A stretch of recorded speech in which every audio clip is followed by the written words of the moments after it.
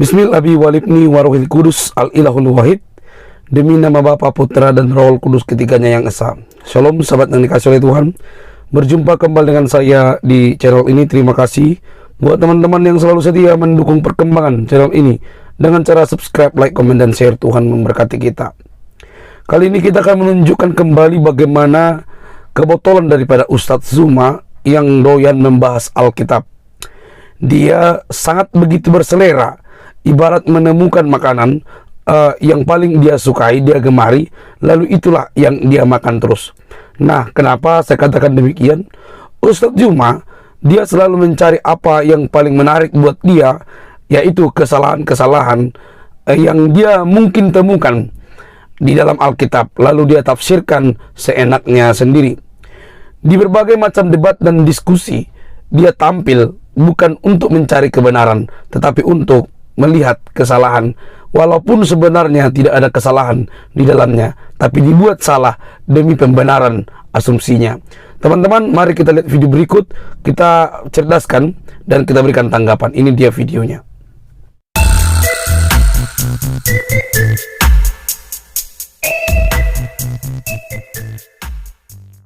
Bani Israel dalam hal ini ketika berbicara mengenai orang yang digantung atau orang yang disalib, itu hanya berlaku kepada pelaku-pelaku maksiat. Hanya diperuntukkan kepada orang-orang yang dikutuk oleh Elohim, oleh Tuhannya Abraham, Ishak, dan Yakub.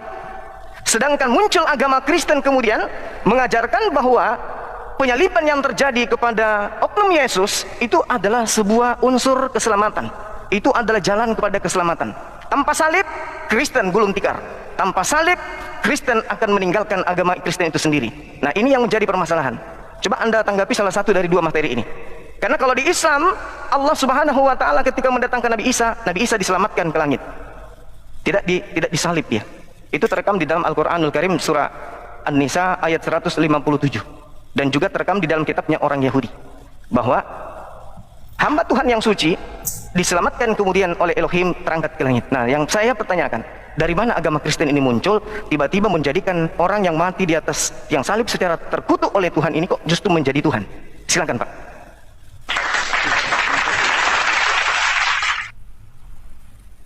Baik, Masya Allah, tabarakallah. Terima kasih Bang Zuma. Itu sanggah dari Bang Zuma atas narasi yang dibawakan oleh Pak Christian Theologi di awal tadi. Pak Christian Theologi, silahkan sanggahan yang diberikan kepada Bang Zuma dari narasi yang tadi Bang Zuma sudah paparkan. Saya harap masih diingat dengan baik Pak Christian Theologi. Kami persilahkan. Ya, silakan diganti layarnya supaya agak cepat untuk mengganti ininya, layarnya supaya diperbesar. Oke, terima kasih untuk Bang Zuma. Pertanyaannya ada dua hal ya yang saya akan jawab untuk pertanyaan Bang Zuma. Untuk mempertanyakan kekristenan. Jadi ketika tadi Bang Zuma memulai narasi Bang Zuma dengan mengukurkan iman kami berdasarkan Al-Quran, maka saya mengatakan Bang Zuma sudah melangkahi keyakinan Bang Zuma sampai di situ, dan juga melangkahi iman orang lain dengan mengukurkan iman Bang Zuma dengan iman orang lain. Jadi kami tidak percaya Al-Quran, sehingga kami tidak bisa diberikan dalil untuk membenarkan pendapat Bang Zuma tentang Isa Al-Masih. Itu yang pertama. Yang kedua, dari pertanyaan Bang Zuma mempertanyakan dari mana sih kekristenan itu? Kekristenan itu pertama kali disebutkan di dalam Kisah Para Rasul 11 ayat 28, dan mereka di situ disebut oleh orang-orang Antiokhia sebagai Kristianos atau pengikut Kristus. Jadi kekristenan itu atau orang Kristen itu adalah orang-orang yang percaya kepada Kristus atau orang-orang yang menyembah kepada Yesus Kristus. Itu yang namanya Kristen. Jadi kalau kita mengatakan dari mana itu kekristenan, ya pada saat para murid orang Kristen menyembah kepada Yesus itu sendiri.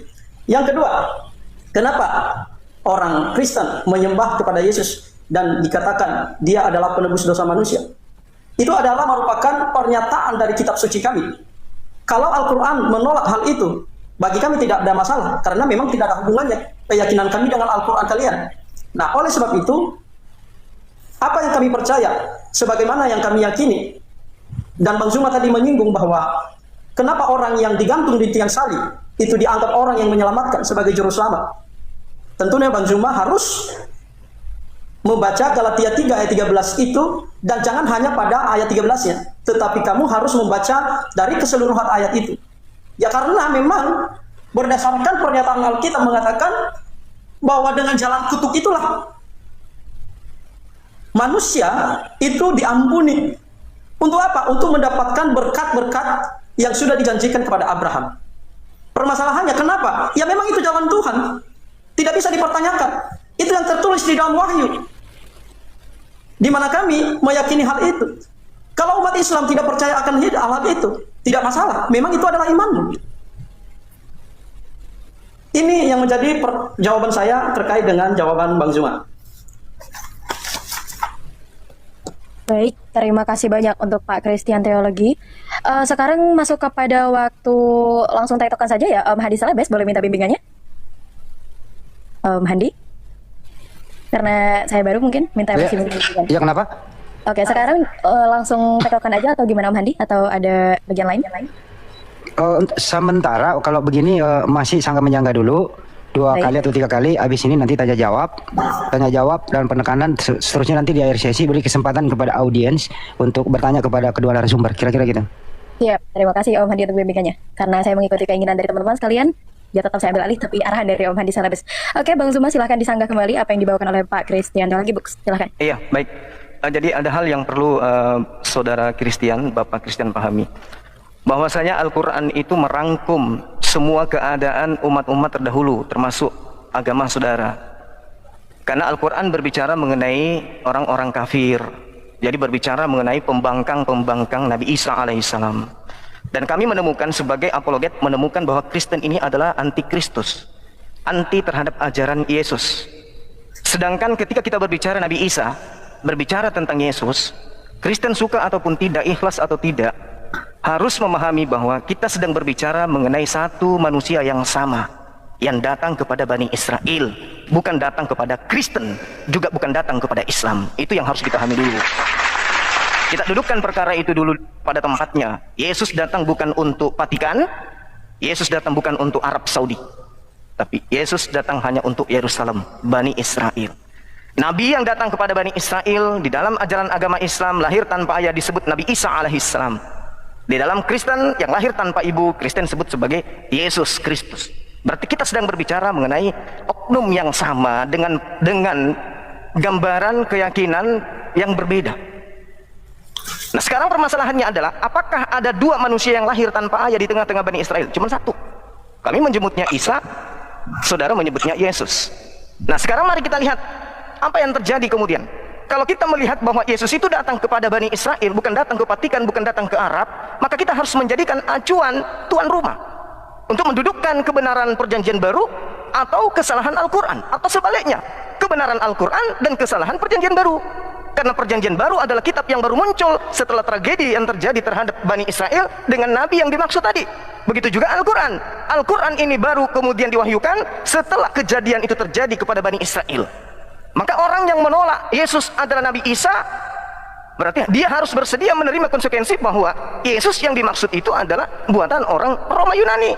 Mungkin saja jelmaan dewa Zeus sekali, mungkin, atau Hercules atau anak dewa matahari yang diajarkan Vatikan Romawi. Karena kalau berbicara mengenai oknum yang datang kepada Bani Israel, ya maka harus diakui dia adalah satu pribadi, 3 nama.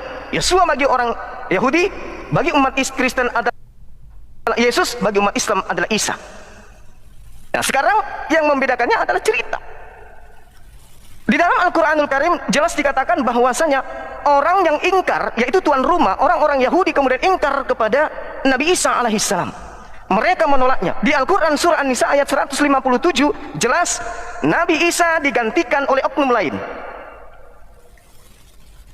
Bagaimana dengan tuan rumah? Apakah ada demikian? Betul sekali. Amsal 21 nomor 11. Orang fasik dipakai untuk menggantikan orang yang benar. Pengkhianat sebagai tebusan bagi orang yang jujur. Sekarang pertanyaannya, apakah Nabi Isa orang benar? Apakah Yesus Kristus orang yang jujur? Ya, berarti Al-Quran tidak salah. Kitabnya Yahudi tidak salah. Kitabnya Kristen yang error.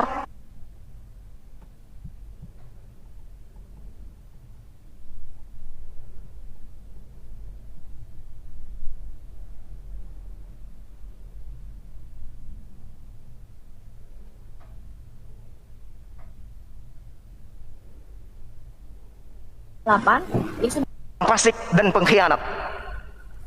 Di tengah-tengah Nabi Isa alaihissalam, apakah ada pengkhianat? Di tengah-tengah Yesus, apakah ada pengkhianat? Apakah ada orang yang fasik? Ada. Nah, ini dulu. Berarti kitabnya orang yang punya rumah ini harus kita dudukkan. Lalu di An-Nisa dikatakan, Al-Quran surah An-Nisa ayat 157 mengatakan bahwa orang-orang yang menyalib, oknum yang menggantikan Nabi Isa, mereka berselisih paham. Ini Al-Quran. Lagi-lagi kitab saudara menerangkan.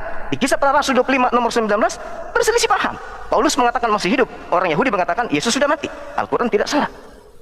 Terbukti kitab saudara berselisih paham.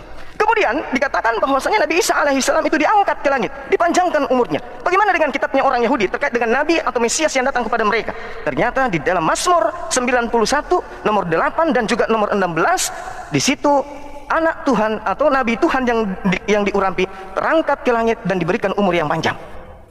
Tidak ada yang keliru dengan Al-Quranul Karim. Nah, yang menjadi permasalahannya sekarang adalah Kristen ini dari mana mendapatkan konsep nembus dosa pakai darah manusia?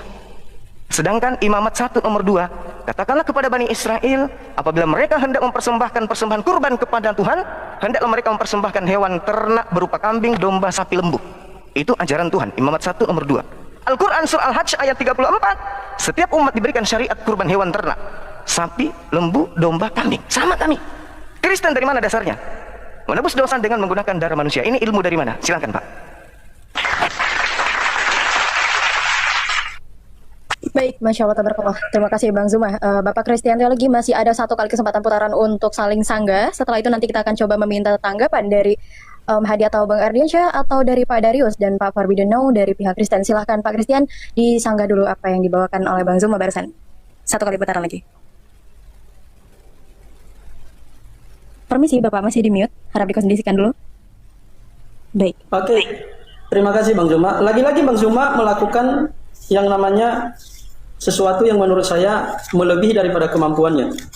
Yang pertama, kenapa saya katakan melebihi daripada kemampuannya? Karena selalu dia membawa narasi kepada saya bahwa Al-Quran itu merangkum kitab suci sebelumnya. Dan itu namanya, menurut saya itu kegeeran. Karena kenapa? Karena merasa kitabnya paling sempurna, tetapi itu akan merusak sebenarnya sesuatu yang dimana di orang-orang sebelumnya mendengar hal itu sangat menurut saya ya sangat aneh ya, karena selalu menganggap kitab sucinya sempurna, tetapi pada suatu saat nanti beliau juga akan mengutip kitab yang tidak sempurna itu untuk membenarkan kitabnya yang sempurna. Menurut saya itu sesuatu hal yang akademiknya kurang sehat bagi saya. Karena bagi kami tidak percaya kepada Al-Quran itu. Untuk apa kami harus mempercayakan apa yang saudara katakan? Kalau kamu mengklaim bahwa kitab sucimu adalah merupakan kitab suci yang sempurna dan merangkup kitab suci sebelumnya, ya sudah, itu adalah iman kami. Nah, jadi itu tidak bisa diukurkan bagi keyakinan orang Kristen. Itu yang pertama. Yang kedua, Yesus hanya datang untuk orang Israel. Benar, kedatangan Yesus Kristus itu untuk orang Israel. Kenapa? Memang itu sudah dinubuatkan untuk umat pilihan. Itu tidak ada masalah sampai di situ. Karena memang keselamatan itu datang dari bangsa Israel. Kalau bangsa Israel sebenarnya menerima Yesus Kristus, mereka adalah orang-orang utama yang memberitakan kebenaran firman Tuhan itu. Itu yang dikatakan oleh firman Tuhan. Mereka yang menjadi berkat karena mereka adalah orang-orang yang diberkati Tuhan di dalam perjanjian lama. Karena mereka adalah keturunan daripada Abraham. Itu tidak ada masalah seperti itu bagi saya. Tetapi jangan lupa bahwa ada yang namanya amanat agung, di mana amanat agung itu memberikan perintah kepada para murid Yesus Kristus untuk menyebarkan kebenaran itu. Bukan hanya pada Matius pasal 28 ayat 18, ayat 19, ayat 20, tetapi juga di dalam Kisah Para Rasul 1 ayat 8. Itulah keyakinan orang Kristen. Mengapa harus dipersoalkan sesuatu yang tidak bermasalah? Ada apa dengan kedatangan Yesus kalau dia khusus untuk orang Israel? Kami menerima itu karena kami sadar sebelum kami menerima Kristus, awalnya dahulu mereka sebenarnya orang pilihan. Tetapi karena anugerah Tuhan, kebenaran itu kami bisa mengenal sampai hari ini.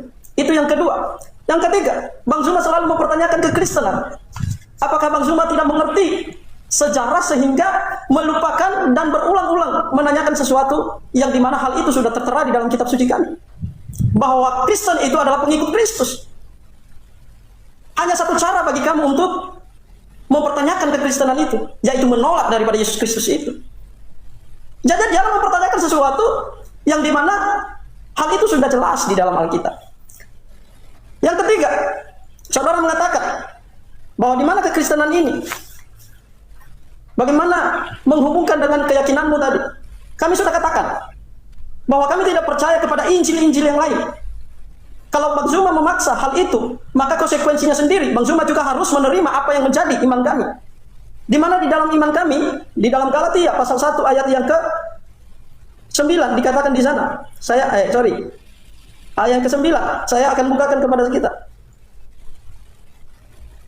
Saya mulai dari ayat ke-8 dikatakan, tetapi sekalipun kami atau seorang malaikat dari surga yang memberitakan kepada kamu suatu Injil yang berbeda dengan Injil yang telah kami beritakan kepadamu, terkutuklah dia. Jadi kalau Bang Zuma selalu menggiring saya untuk menerima Isa di dalam Al-Quran, maka sedangkan terpaksa saya harus menunjukkan ayat ini kepada Bang Zuma.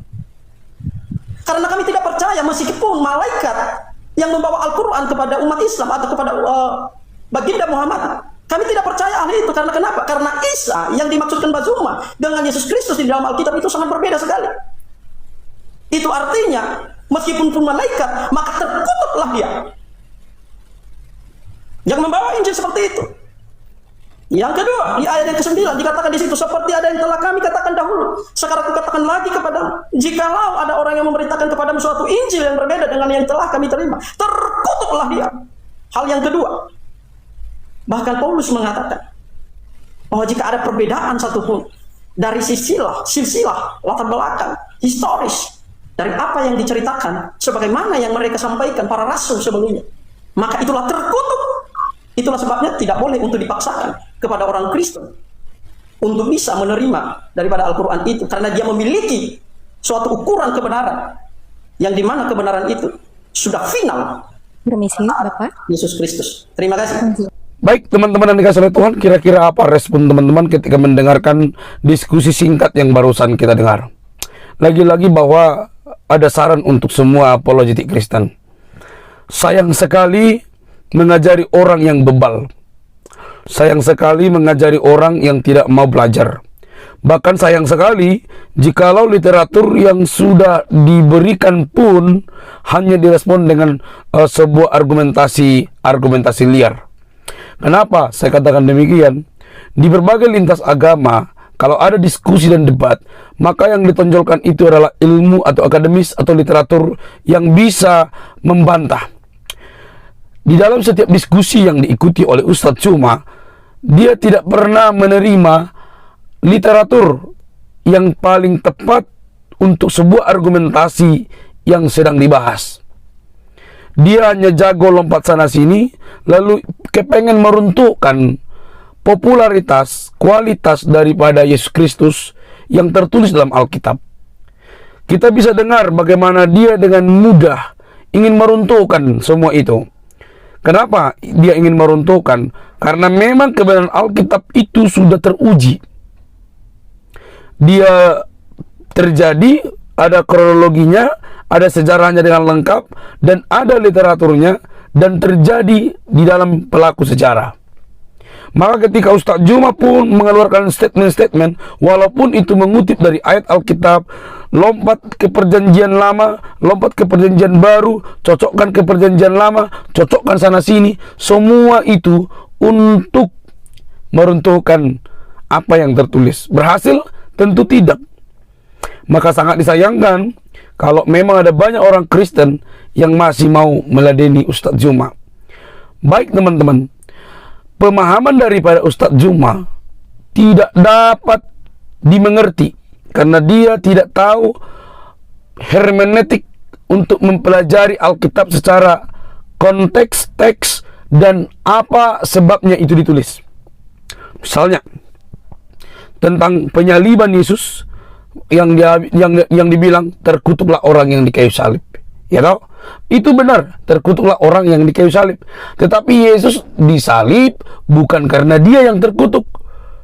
Dia disalib sebagai hukuman pada zaman itu yang diterapkan kepada orang yang dianggap sebagai penjahat.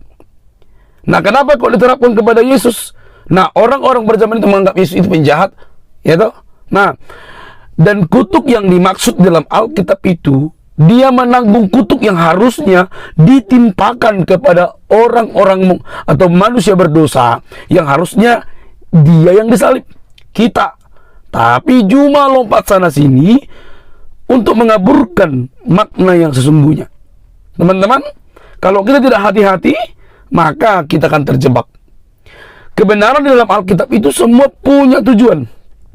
Tidak asal dituliskan di situ ya udah, enggak. Tapi dia punya tujuan, dia punya penjelasan, karena itu terjadi, pernah terjadi, dan Yesus disalib itu untuk menanggung kutukan dosa umat manusia. Itu yang disebut kutuk. Tuh. Jadi walaupun kita sampai berbui sebenarnya menjelaskan ini kepada Ustadz Zuma dan teman-temannya, dia tidak akan menerima itu. Karena yang penting buat mereka adalah bukan penjelasan tentang bagaimana kebenaran itu. Bukan. Dia tidak kepengen tahu gimana kebenaran itu aja intinya. Tapi dia kepengen ya mendapatkan hidup lah, atau kepengen menghancurkan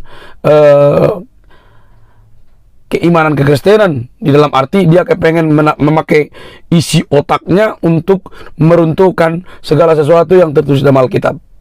Karena kalau dia dibahas tentang agamanya kan tidak mungkin, ya toh. Nah, jadi teman-teman dikasih oleh Tuhan, ya terima kasih untuk semua apologetik Kristen yang selalu meladeni Ustadz Zuma. Tapi nampaknya percuma. Sekalipun di channel-channelnya Ustadz Zuma dia selalu membahas kekristenan, ya itulah kegemarannya. Kalau dia tidak bahas kekristenan, mungkin dia tidak makan kali. Ya, tidak makan. Jadi yang dibahasnya kekristenan melulu. Itulah yang dia suka. Makanya saya bilang di awal tadi, itu ibarat makanan yang paling disukai Ustadz Zuma, yang mana dia paling sukai, dan disitulah dia bisa menari-nari, walaupun segala sesuatu yang dia sampaikan itu merupakan kebotolan, tetapi itu sangat disukai oleh banyak pengikutnya. Itu yang kasihan. Oke, sebagaimanapun mereka menyalahpahami tentang Yesus Kristus, Alkitab, satu hal yang perlu saya kasih tahu, bahwa kasih Kristus tidak pernah berubah untuk mengasihi umat manusia. Sudah sejak dahulu Alkitab itu dipertanyakan keasliannya. Ada yang namanya kritik teks dan segala macam. Sudah dari dulu ada banyak bidat yang menyamai-nyamai. Tetapi puji Tuhan, Alkitab itu berdiri kokoh. Kenapa? Karena apabila sesuatu itu asli, maka ketika ada banyak orang yang hendak menyalahpahami, meragukan, mencocokkan, sejago apapun dia tidak akan pernah mampu untuk meruntuhkan yang asli itu. Asli ya asli, dan pasti berusaha untuk dibengkokkan. Kristus, kebenaran itu tidak mungkin runtuh oleh omong kosong, filsafat, cara berpikir, kepintaran umat manusia. Karena Kristus mengasihi semua kita dengan kasih yang rela berkorban di kayu salib. Oke teman-teman, mari cerdas. Tuhan memberkati. Jangan lupa untuk mendukung dengan cara subscribe, like, komen, dan share. Sampai ketemu di video selanjutnya. Bye-bye.